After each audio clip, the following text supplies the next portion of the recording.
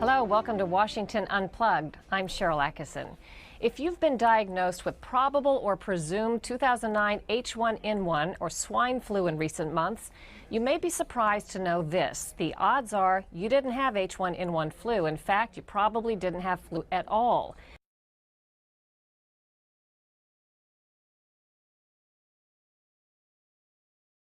That's according to state-by-state test results obtained in our 3-month-long CBS News investigation.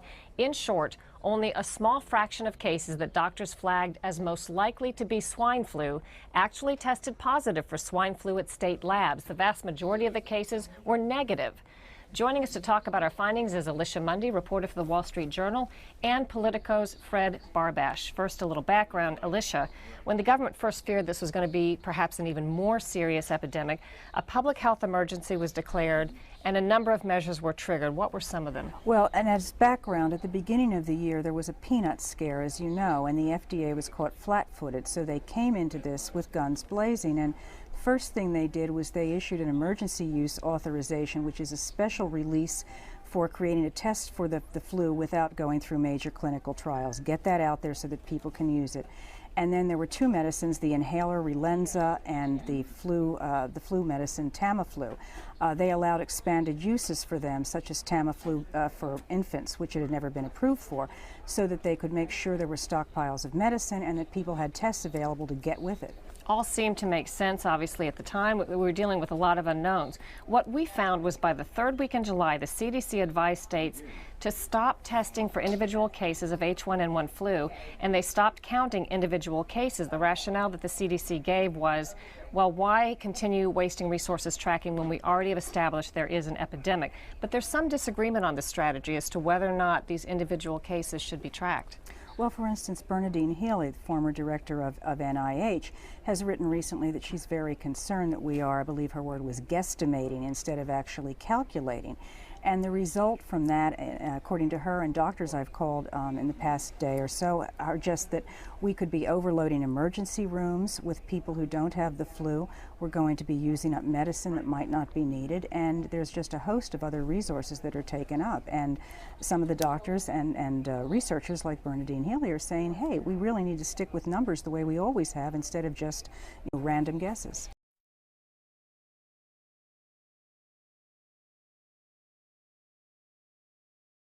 Well, the other ramifications are, once you've had the H1N1 flu, you're believed to be immune from the same virus. So those who think they've had it but haven't might mistakenly think they're immune, and they might forego the vaccine that they ought to have.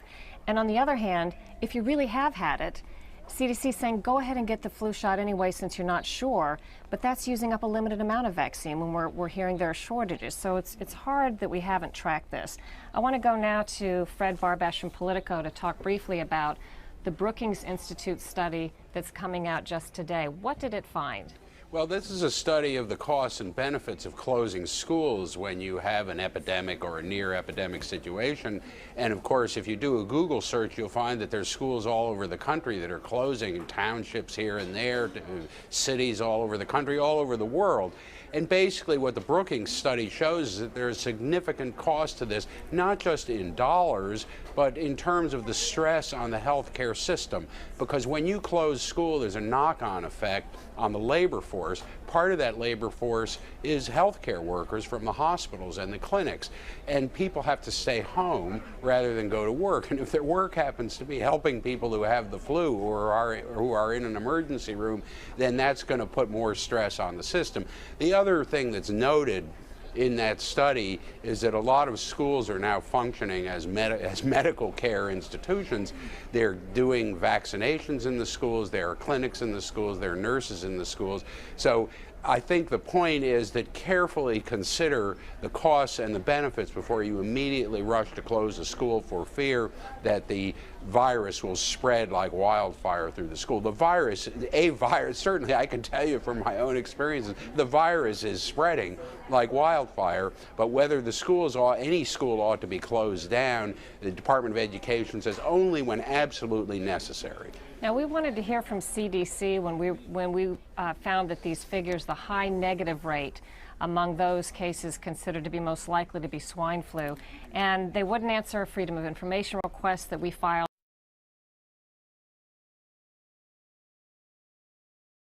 They wouldn't answer questions that we posed to them.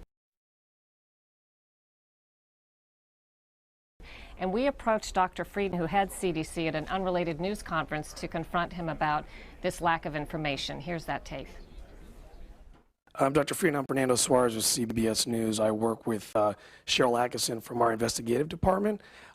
This is on a separate issue. For weeks, we've been trying to get information from your office on the state-by-state breakdown of the H1N1 virus, and your office has been obstructing the release of that information.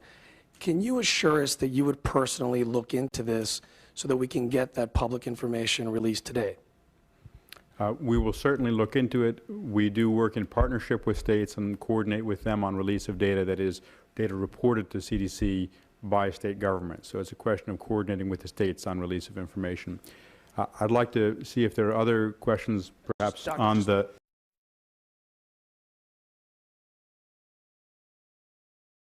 Question. The information is available to the CDC right now.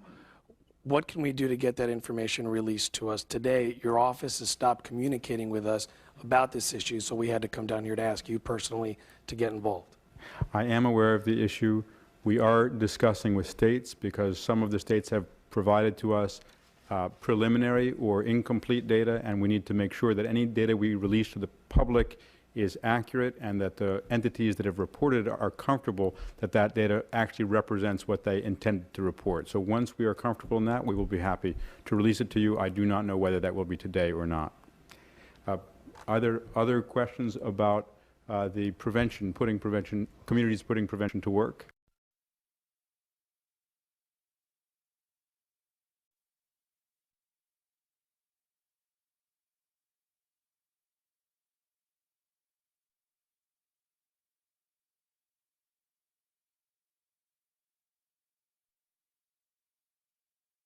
Now, while we waited to get data from CDC, which we eventually did, but in the meantime, we contacted all 50 states directly. I just want to give you a couple of samples of what we found.